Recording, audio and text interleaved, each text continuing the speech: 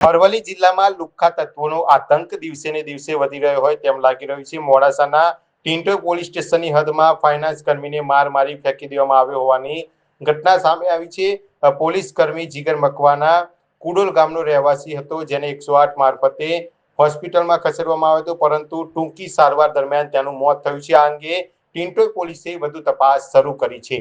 દિનેશભાઈ દુધાભાઈ, ગામ કુડોલ। આજ રોજ હું ટિન્ટો પોલીસ સ્ટેશનમાં 4 વાગ્યાનો આવીને બેઠેલો છું સાહેબ।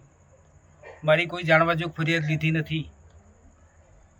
મારો બાબો નવધન ફાઇનાન્સ મોડાસામાં જોબ કરે છે।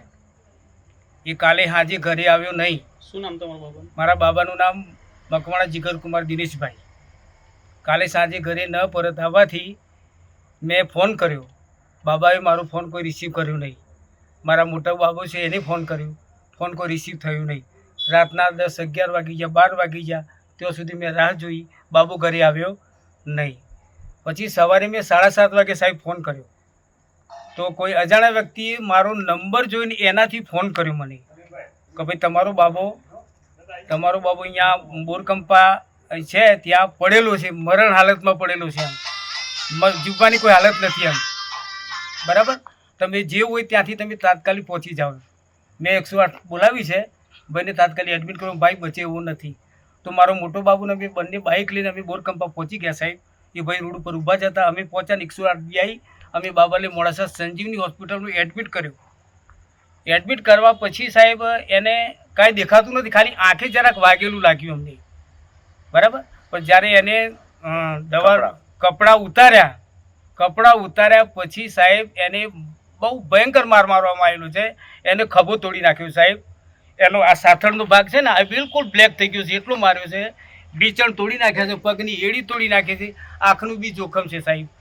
આ કરી અને એને શું કર્યું છે કે દવાનું નામ પડે શું અને મારી નાખવાની ઈરાદો, અને દવાનું નામ પડે દવા પીને ખલાસ થઈ ગયો એમ કરીને સાહેબ આના પર દવા રેડવામાં, દવા પૂરી અને પીધી નથી સાહેબ।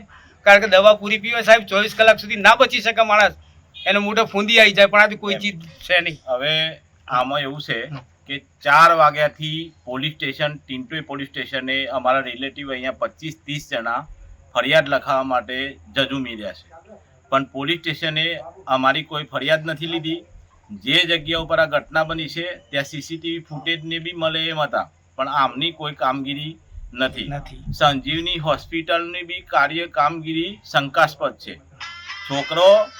છોકરાને જ્યારે કપડાં રિમૂવ કર્યા ત્યારે આટલું બધું વાગેલું હતું, છતાં એમને પોલીસને એવું ત્યાંથી લખાવ્યું છે કે આને દવા પીધેલી છે। પોલીસની જાણવા જોગ ફરિયાદ છે, એમાં બી એમને એ રીતના સ્ટેટમેન્ટ આપ્યા છે, બરાબર? અમે અહીંયા આગળ 25 થી 30 જણા 4 વાગ્યાથી ટિન્ટો પોલીસ સ્ટેશનની અંદર ફરિયાદ લખાવવા અને આની તપાસ થાય। અત્યારે 8:45 વાગ્યા છે, 8:45-9 વાગ્યા, 4 વાગ્યાથી લઈને અત્યાર સુધી 5-7 કલાકથી અમે જજુમીએ છીએ। અમારી કોઈ ફરિયાદ નહીં લીધી। ડૉક્ટરના સ્ટેટમેન્ટ બી ખોટા આવે છે, પોલીસના સ્ટેટમેન્ટ બી ખોટા આવે છે।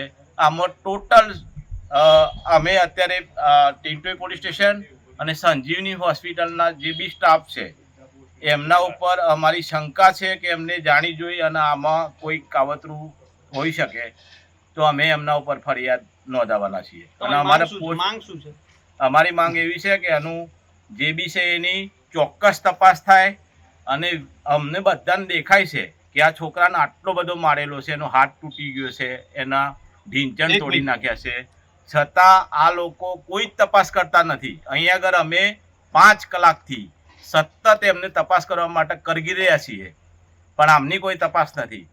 સંજીવની હોસ્પિટલના ડૉક્ટર છે, એમનું બી આમાં કોઈ કોર્પોરેટ અમને એ નથી થતા। એમની ઈચ્છા એવી છે કે ફરિયાદ ના થાય, તપાસ ના થાય।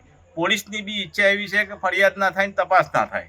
તો અમારી માંગ છે કે આ કેસને સારી રીતે હાલ કરી અને અમને આમાં સહકાર મળે। બાકી અમે સરકાર સુધી બી જઈશું અને ઉચ્ચ અધિકારીઓ સુધી બી અમે જઈશું।